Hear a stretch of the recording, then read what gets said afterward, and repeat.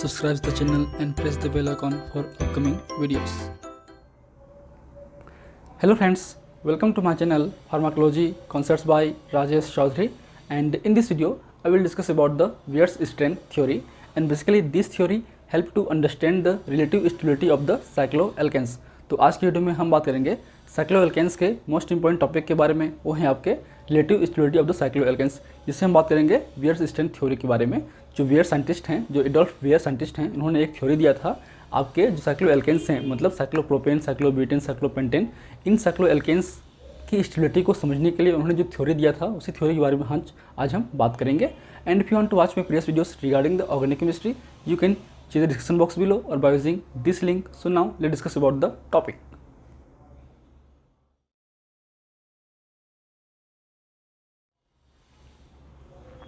So wears-strength theory, तो इसके नाम में ही इसका जो बेसिक कॉन्सेप्ट है वो दिया गया है।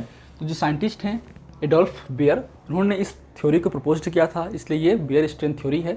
और ये जो थ्योरी है वो आपके स्ट्रेंथ पे ही बेस्ड है, खासकर आपके एंगल स्ट्रेंथ पे ही बेस्ड है, इसलिए इसका नाम जो है वियर्स-स्ट्रेंथ थ्योरी कहा गया है। बात करें हम लोग साइक्लोएल्केन्स की, तो उसमें आते हैं मेजरली आपके साइक्लोप्रोपेन है, साइक्लोब्यूटेन है, साइक्लोपेंटेन है, साइक्लोहेक्सेन है। तो ये साइक्लो एल्केन्स हैं, इनकी स्टेबिलिटी जो है बेसिकली दो पॉइंट पे डिपेंड करती है। एक है उसके जो रिंग के अंदर में जो स्ट्रेन है वो, सेकेंड है आपके एनर्जी। तो बात करें हम एनर्जी की, तो एनर्जी जितना कम होगा वो उतना ही स्टेबल होगा, एनर्जी जितना ज़्यादा होगा वो कंपाउंड उतना ही अनस्टेबल होगा। बात आते हैं सेकेंड रिंग स्ट्रेन की, तो रिंग स्ट्रेन में बेसिकली आपके एंगल स्ट्रेन है, उसके अलावा टॉर्सनल स्ट्रेन है, उसके अलावा स्टेरिक स्ट्रेन है। तो ये तीन स्ट्रेन बेसिकली काम करते हैं आपके रिंग पे। लेकिन बात करें हम लोग वियर-स्ट्रेंथ थ्योरी की, तो wear-strength theory basically depend on the ring angle strain. तो वियर-स्ट्रेंथ थ्योरी जो है वो एंगल स्ट्रेन के बारे में ही उसको लेकर ही थ्योरी दिया गया है। तो बात करें हम लोग वियर-स्ट्रेंथ थ्योरी की, सो एडोल्फ वियर्स proposed this theory in 1885 to assume the relative stability of the cycloalkanes based on the angle strain. तो 1885 पे वियर-स्ट्रेन ने एक थ्योरी प्रपोज किया था और उन्होंने ये समझने की कोशिश की थी, ये एक्सप्लेन किया था कि आपके एंगल स्ट्रेन के बेस पे साइक्लोएल्केन की स्टेबिलिटी होती है। तो उन्होंने ये कहा था कि angle strain is inversely proportional to the stability, means angle strain जितना अधिक होगा रिंग के अंदर में उतना ही वो अनस्टेबल होगा, उसकी स्टेबिलिटी उतनी ही कम होगी। ठीक है, तो बात करें हम इस टॉपिक में, दो टॉपिक या दो पॉइंट इंपॉर्टेंट हैं।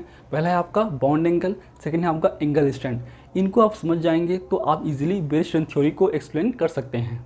तो पहले हम बात करते हैं बॉन्ड एंगल की। So basically what is the bond angle? So interior angle of the ring is known as the bond angle. इन जो रिंग हैं आपके साइक्लोएल्केन रिंग्स हैं, साइक्लोप्रोपेन है, ब्यूटेन है, साइक्लोपेंटेन है, साइक्लोहेक्सेन है, उस रिंग के अंदर में जो आपके एंगल क्रिएट होगा उस एंगल को ही हम बॉन्ड एंगल बोलते हैं। और ये जो बॉन्ड एंगल है हम इस फार्मूला से निकाल सकते हैं, मीन्स 180 - 360 अपॉन n डिग्री और 180 in bracket n-2 upon n degree. ठीक है, where n is the number of side. तो ये नंबर ऑफ साइड मतलब कितने आपके साइड हैं, इसमें 3 है, इसमें 4 है, इसमें 5 है, इसमें 6 हैं। ठीक, तो इस वे पे हम बॉन्ड एंगल निकाल सकते हैं। ठीक है, सेकेंड है आपका एंगल स्ट्रेन। तो angle strain is the strain due to the deviation between the bond angle and ideal tetrahedral angle, जैसे 109 डिग्री टू 8, ठीक है, और 109.5 डिग्री। ठीक है, जो कि हम इस फार्मूला से निकाल सकते हैं, 1/2 in bracket 109 to 8 minus bond angle of the ring. तो बात करें हम लोग 1 by 1, तो पहले हम बात करते हैं बॉन्ड एंगल की।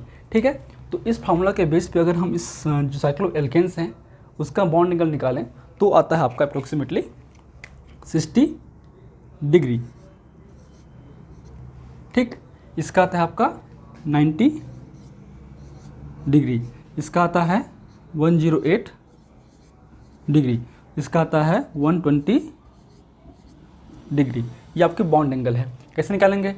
इसी फॉर्मूला पे हम अप्लाई करते हैं तो क्या होगा इसका 180 - 360 अपॉन 3, क्योंकि इसमें आपके साइक्लोएल्केन प्रोपेन है, इसमें 3 होगा, तो क्या होगा अप्रोक्सीमेटली 180 - 120 इज इक्वल टू 60। इसलिए जो है आपके साइक्लोप्रोपेन की जो बॉन्ड एंगल है वो आपका 60 डिग्री होगा। इसी फॉर्मूला पे हम इसको निकाल सकते हैं इस तरीके से, तो उनका बॉन्ड एंगल हो गया। ठीक है, अब आते हैं हम लोग एंगल स्ट्रेन पे। तो एंगल स्ट्रेन बेसिकली जो है आपके जो भी डिफरेंसेस होंगे, अब ये होगा आपका आइडियल टेट्राहाइड्रल एंगल। अभी किसका है, क्योंकि जो आपके साइक्लो एल्केन्स हैं या एल्केन्स हैं वो sp3 हाइब्रिडाइज्ड होते हैं। तो sp3 हाइब्रिडाइज्ड होने की वजह से जो है उनका आइडियल स्ट्रक्चर जो है टेट्राहाइड्रल होना चाहिए, लेकिन वो एग्जैक्ट वो होते नहीं हैं। तो टेट्राहाइड्रल स्ट्रक्चर की बात करें तो ये आपका है tetrahedral structure of the alkanes. ठीक है, जिसमें जो बॉन्ड एंगल है वो था आपका 109.5 डिग्री और 109 डिग्री 28। ठीक है, तो ये आपके आइडियल बॉन्ड एंगल हैं। इस बॉन्ड एंगल पे ही जो आपके साइक्लो एल्केन्स हैं या एल्केन्स हैं वो स्टेबल होगा, ये आपने जो बेयर्स ने उन्हें एज्यूम किया था। ठीक है, तो उनके बीच जो डिफरेंस हैं, जो दोनों आपके जो बॉन्ड एंगल हैं आपके रिंग्स की और जो आपकी आइडियल स्टेट की जो बॉन्ड एंगल है, उनके बीच में डिफरेंस एक तरीके से उसका डेविएशन है, और उसका जो हाफ है वो होगा आपका एंगल स्ट्रेन। अब इस केस में हम अप्लाई करते हैं, तो बात करते हैं हम लोग पहले साइक्लोप्रोपेन की एंगल स्ट्रेन की। तो जैसे कि ये आपका नॉर्मल बॉन्ड एंगल है आपके साइक्लो एल्केन का, साइक्लोप्रोपेन का, वो है आपका 60 डिग्री, और जो आइडियल है उसका होता है 19.5 डिग्री अप्रॉक्सीमेटली। तो ये हो गया आपका किसका, ये हो गया आपका 109 डिग्री आपके आइडियल टेट्राहाइड्रल की। ठीक है, 109 डिग्री 28। ठीक, तो आपका जो ये जो है, ठीक, इतना इसको स्ट्रेन करना पड़ेगा, क्योंकि हर एक कंपाउंड चाहता है कि वो स्टेबल हो। तो स्टेबल होने के लिए उसको ये जो बॉन्ड एंगल है वो मेंटेन करना पड़ेगा। तो उसके लिए जो है अपने शेप को रीस्ट्रेच करेगा और आपके 109.28 डिग्री पे जाने की कोशिश करेगा। उसके लिए जो है इसको एक तरीके से एक्सपेंड होना पड़ेगा। ठीक है, तो इसलिए इसका जो स्ट्रेन है वो अप्रोक्सीमेटली होता है +24 डिग्री 44। ठीक है, इसका जो आपका स्ट्रेन है तो हम लिख लेते हैं यहाँ पे, ये है आपका बॉन्ड एंगल, और यहाँ पे लिख लेते हैं हम लोग एंगल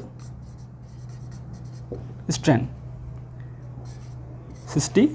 तो बात करते हैं हम लोग पहले साइक्लोप्रोपेन की। साइक्लोप्रोपेन का जो बॉन्ड एंगल है होता है 60 डिग्री, और आपका जो एंगल स्ट्रेन है वो होता है आपके +24 डिग्री 44।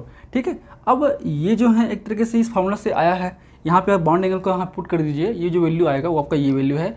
तो एंगल स्ट्रेन जितना ज़्यादा होगा वो उतना ही अनस्टेबल होगा। ठीक है, लेकिन यहाँ जो पॉजिटिव और नेगेटिव हैं वो उसके वैल्यू पे डिपेंड नहीं करता, वो वैल्यू को कम या अधिक शो नहीं करता। जो पॉजिटिव और नेगेटिव है वो एक तरह से डेविएशन है, पॉजिटिव डेविएशन और नेगेटिव डेविएशन।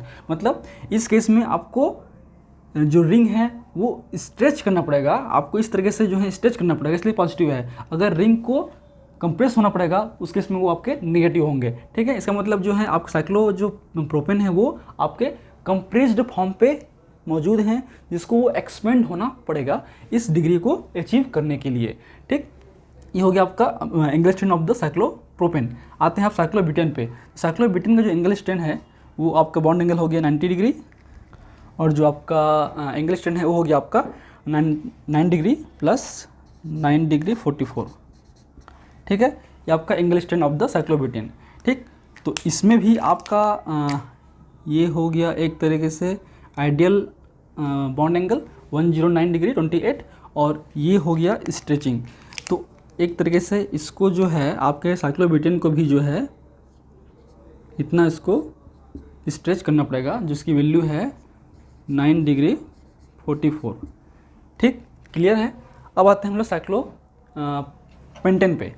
तो साइक्लोपेंटेन जो है बहुत ही लेस रहता है, 108 तो ऑलरेडी है ही, इसको केवल 109.28 अचीव करना पड़ेगा। तो इस केस में जो इसके बॉन्ड एंगल है वो होगा 108 है, और जो एंगल स्ट्रेन है वो होगा +0.44। ठीक है, इतना ही। ओके, अब आते हैं हम लोग साइक्लोहेक्सेन पे। साइक्लोहेक्सेन का जो बॉन्ड एंगल है वो है 120, और जो आपका एंगल स्ट्रेन है वो है -5 5.44। ठीक है, ये हो गया आपका एंगल स्ट्रेंथ।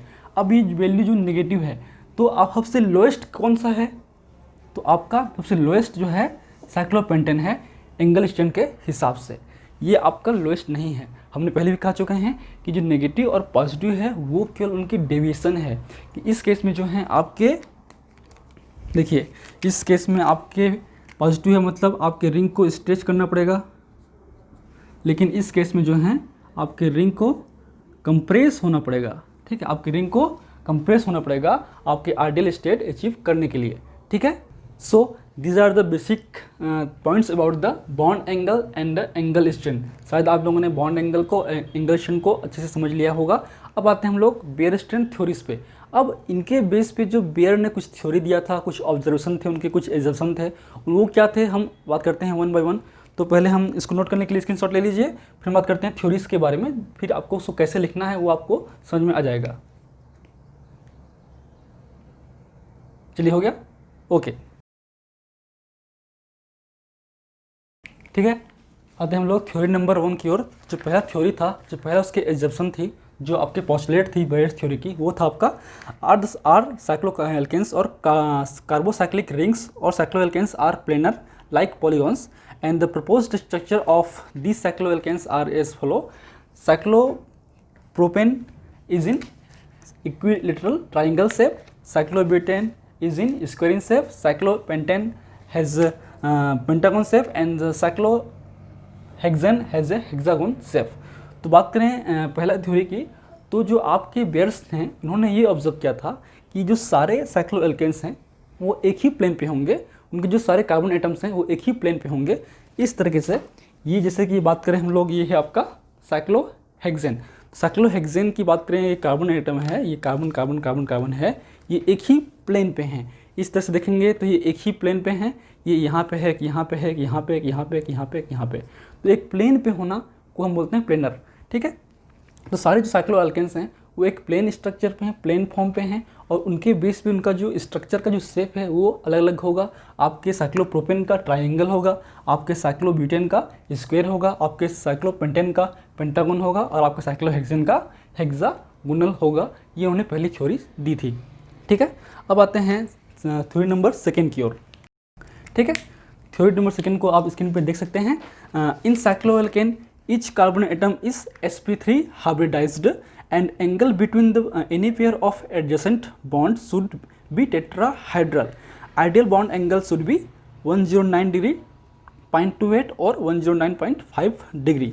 सो जो सेकंड थ्योरी है, सेकंड जो ऑब्जर्वेशन है, उनमें ये एक्सप्लेन किया गया था कि जो साइक्लोएल्केन्स हैं, सारे साइक्लोएल्केन्स के जो कार्बन एटम्स हैं, कार्बन एटम्स हैं, उनकी डबल बॉन्ड जो बॉन्ड हैं वो एक तरीके से sp3 हाइब्रिडाइज्ड होंगे, और sp3 हाइब्रिडाइज्ड होने की वजह से जो है उनका जो शेप है एक तरीके से टेट्राहेड्रल शेप में होना चाहिए। जो आइडियल बॉन्ड एंगल है, जो कि हम ऑलरेडी बात कर चुके हैं, जैसे कि आपका C इतना होना चाहिए, ये उन्होंने कहा था, लेकिन ऐसा नहीं होता। ठीक है, ये हो गया आपके थ्योरी नंबर 2। अब आते हैं थ्योरी नंबर 3 की ओर। ठीक है, तो अब क्योंकि इन्होंने जो है एक आइडियल स्टेट बोल दिया था कि टेट्राहेड्रल में होना चाहिए, लेकिन उन्होंने ये भी कहा था कि जो ये आपके जो शेप है वो इस तरीके से होगा इन स्ट्रक्चर का। तो कहीं ना कहीं उनके जो बॉन्ड एंगल है, जो आपके एक्चुअल बॉन्ड एंगल है और आपके आइडियल बॉन्ड एंगल है, उनके बीच में डिफरेंसेस है। तो थर्ड थ्योरी कहा था, due to the cyclic in nature of cycloalkanes, bond angle of the ring are not longer equal to the normal tetrahedral angle like 109.5 degree. The angle deviation variation with the size of ring, and this deviation in bond angle cause strain in the molecule called angle strain which decrease the stability. तो third theory में ये कहा था क्योंकि आपके जो cycloalkenes हैं cyclic nature के होते हैं, तो इसलिए उनका जो बॉन्ड एंगल है वो आपके इक्वली नहीं होता आपके नॉर्मल आइडियल टेट्राहेड्रल एंगल पे। तो उनके बीच में जो डेविएशन होगा, उनके बीच में जो डिफरेंसेस होंगे, उस डिफरेंसेस की वजह से आपकी रिंग के अंदर में कुछ स्ट्रेन प्रोड्यूस होंगे। उस स्ट्रेन को हम एंगल स्ट्रेन बोल सकते हैं, और ये एंगल स्ट्रेन एक तरीके से उस रिंग को अनस्टेबल करता है। तो उनका थ्योरी का मेन मोटिवेशन ये था कि डेविएशन, जो बॉन्ड एंगल के बीच में डेविएशन है, डिफरेंसेस है, deviation is directly proportional to the angle strength, जितना ज़्यादा डेविएशन होगा उतना ही एंगल स्ट्रेंथ प्रोड्यूस होगा रिंग के अंदर में, और angle strength is inversely proportional to the stability, और जितना ज़्यादा एंगल स्ट्रेंथ होगा रिंग के अंदर में उतना ही वो अनस्टेबल होगा, उसकी स्टेबिलिटी उतनी ही कम होगी। तो बेयर स्ट्रेंथ के हिसाब से आपके सबसे जो लोएस्ट हैं वो स्टेबल हैं, तो इस केस में cyclopentane is the most stable and cyclopropane is the unstable. तो ये आपके अनस्टेबल है हाई, ये आपके स्टेबल है। लेकिन ये जो थ्योरीज हैं वो केवल आपके साइक्लोप्रोपेन, ब्यूटेन और पेंटेन तक ही सीमित रह गया। अगर हम कंपेयर करें साइक्लोपेंटेन और साइक्लोहेक्सेन को, तो हमने बेयर स्ट्रेंथ थ्योरी में ये देखा कि cyclopentane has a lowest angle strength as compare to the cyclohexane. ठीक है, साइक्लोपेंटेन की जो एंगल स्ट्रेंथ है बहुत ही कम होती है आपके साइक्लोहेक्सेन से। तो इसका मतलब क्या हुआ, बेयर स्ट्रेंथ थ्योरी के हिसाब से जो है साइक्लोपेंटेन जो है मोस्ट स्टेबल होगा आपके साइक्लोहेक्सेन से भी, लेकिन ऐसा नहीं है। जो एक्चुअल की बात करें तो cyclohexane is the most stable cycloalkenes. ठीक है, साइक्लोहेक्सेन की स्टेबिलिटी जो है बहुत ही अच्छी होती है, बहुत अधिक होती है। तो इसलिए जो है आपकी बेयर स्ट्रेंथ थ्योरी हर जगह पे फुल प्रूफ नहीं है, कुछ उसमें लिमिटेशंस हैं। अब वो लिमिटेशंस क्या हैं वो हम आगे बात करते हैं वन बाय वन। तो पहले आप इसको नोट करने के लिए स्क्रीनशॉट ले लीजिए, फिर बात करते हैं limitation of the Baeyer strength theory. चलिए, हो गया, ओके। तो अगर हम बात करें इसकी लिमिटेशन की, so basically this theory means Baeyer strength theories is not applicable in higher cycloalkanes more than 6 carbon atom. ठीक है, ये आपके साइक्लोहेक्सेन हो, साइक्लोहेप्टेन हो, साइक्लोऑक्टेन हो, नोनिन हो, उन पे ये काम नहीं करता है। ठीक है, ये जो है केवल साइक्लोहेक्सेन, साइक्लोपेंटेन, ब्यूटेन और प्रोपेन पे ही काम करता है।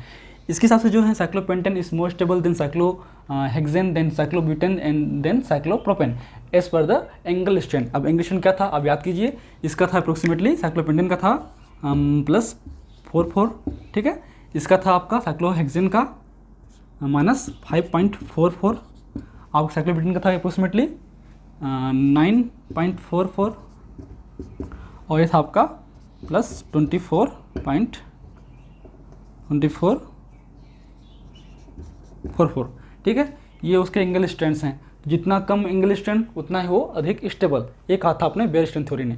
ठीक है, तो ये जो है एग्जैक्ट में सही नहीं है। सही क्या है आपका, cyclohexane more than cyclopentane, more than cyclobutane, more than cyclopropane, इस तरीके से। ठीक है, ये आपकी रियलिटी है। Cyclohexane has more stable than cyclopentane, then cyclobutane, then cyclopropane. ठीक है, अब ये थ्योरी फेल्ड क्यों हुई, क्योंकि ये थ्योरी फेल्ड हुई, ये थ्योरी प्रॉपर सही नहीं है आपके हायर साइक्लोएल्केन्स के लिए, खासकर साइक्लोहेक्सेन, साइक्लोहेप्टेन के लिए। तो एक और थ्योरी था, सासेमोर थ्योरी। तो उन्होंने ये कहा था कि अगर आप इन जो हम साइक्लोएल्केन्स की बात कर रहे हैं, तो बेयर ने यह कहा था कि जो सारे साइक्लोएल्केन्स हैं वो एक तरीके से क्या हैं, एक प्लेनर फॉर्म पे हैं, प्लेन पे हैं, मतलब ऑलरेडी हमने बात कर चुके हैं, इस तरीके से एक प्लेन फॉर्म पे हैं। ठीक है, आप देख सकते हैं। अगर हम उसको, इनको ये कहा गया है कि अगर हम इन साइक्लोहेक्सेन को या रिस्ट्रिक्ट ना करें कि वो प्लेनर पे रहें, तो वो अपनी स्टेबिलिटी को अचीव करने के लिए, स्ट्रेन फ्री या फिर करने के लिए आपके जो प्लेनर हैं वो नॉन प्लेनर में हो सकते हैं। नॉन प्लेनर का मतलब वो एक ही प्लेन, सारे जो कार्बन एटम हैं वो एक ही प्लेन पे ना हो, कुछ ऊपर नीचे भी हो सकते हैं। अपने जो आइडियल बॉन्ड एंगल है 109.5 डिग्री, उसको अचीव करने के लिए। तो उस केस में इसकी हम बात कर चुके हैं, जानते ही हैं, साइक्लोहेक्सेन जो है आपके बोर्ड फॉर्म, चेयर फॉर्म पे भी डिजर्व करते हैं। तो जैसे कि ये आपका नॉर्मली क्या है, साइक्लोहेक्सेन है, जो कि प्लेनर फॉर्म पे है, जो कहा था आपके बेयर्स ने। लेकिन आपकी जो सासेमोर थ्योरी है, या बात करें एग्जैक्टली की, तो ये अपने स्टेबिलिटी को गेन करने के लिए अलग अलग फॉर्म पे मौजूद हो सकते हैं। देखिए, जैसे कि इस तरीके से ये हो गया आपका बोर्ड फॉर्म। ठीक है, मतलब आपके 4 जो कार्बन एटम हैं 1, 2, 3 और 4, आपके ये 1, 2 और ये 3, ये 4, ये एक तरीके से प्लेन पे हैं, और 2 जो हैं प्लेन के ऊपर एबव पोजीशन पे हैं, जो कि नॉन प्लेनर होंगे। तो ये एक हो गया स्ट्रक्चर, और एक हो गया आपके चेयर फॉर्म, इस तरीके से। ठीक है, इसमें भी एक आपके अबव है, एक आपके बिलो है, आपके प्लेन से। तो भी नॉन प्लानर स्ट्रक्चर हैं। और ये नॉन प्लानर स्ट्रक्चर होने की वजह से जो है ये अपने जो आइडियल स्टेट है उसको अचीव कर सकते हैं ईजिली। तो बात करें हम साइक्लोहेक्सेन की, तो ये जो हैं ठीक है इन दो फॉर्म पे अचीव कर सकते हैं और इनकी जो बॉन्ड एंगल है वो अप्रोक्सीमेटली 109.5 डिग्री को अचीव कर लेता है। इसलिए जो है आपका cyclohexane is the most stable as compare to the cyclopentane, butane and propane. ठीक है, तो ये हो गया आपके बेयर स्ट्रेन थ्योरी के मेजर लिमिटेशन। इसका मतलब ये है कि जो बेयर स्ट्रेन हैं या फिर एडोल्फ बेयर हैं, उन्होंने साइक्लोहेक्सेन को अनस्टेबल कहा था। उन्होंने कहा था कि रिंग जितना बड़ा होगा उनके हिसाब से स्ट्रेंथ भी इतनी बड़ी होंगी और उतने अनस्टेबल होंगे, जो कि गलत है। आपके higher carbon atom higher member पे जो है स्टेबिलिटी भी बढ़ जाती है, क्योंकि वो जो है नॉन प्लेनर स्ट्रक्चर को फॉलो करते हैं, ना कि प्लेनर स्ट्रक्चर को। ठीक है, इसके अलावा बात करें हम लोग हीट ऑफ कंबसन की, तो हीट ऑफ कंबसन को भी हम समझ के आपके जो रिलेटिवली स्टेबिलिटी है उसको भी समझ सकते हैं। जैसे कि बात करें हम लोग heat of combustion of the methyl group, तो एक मिथाइल ग्रुप के कंबसन करने के लिए कितना हीट की रिक्वायरमेंट होती है, तो वो है आपका हीट ऑफ कंबसन। उसको भी हम देख लेते हैं। तो अप्रोक्सीमेटली बात करें हम लोग साइक्लोहेक्सेन की, तो इसकी होती है 658.5 किलो जूल पर मोल। साइक्लोपेंटेन की होती है 664, साइक्लोब्यूटेन की होती है 686 और आपकी होती है साइक्लोप्रोपेन की वो होती है 697 किलो जूल पर मोल। इसलिए जो है साइक्लोप्रोपेन सबसे हाईएस्ट एनर्जी रखती है, इसलिए जो है ये बहुत ज़्यादा अनस्टेबल होगा।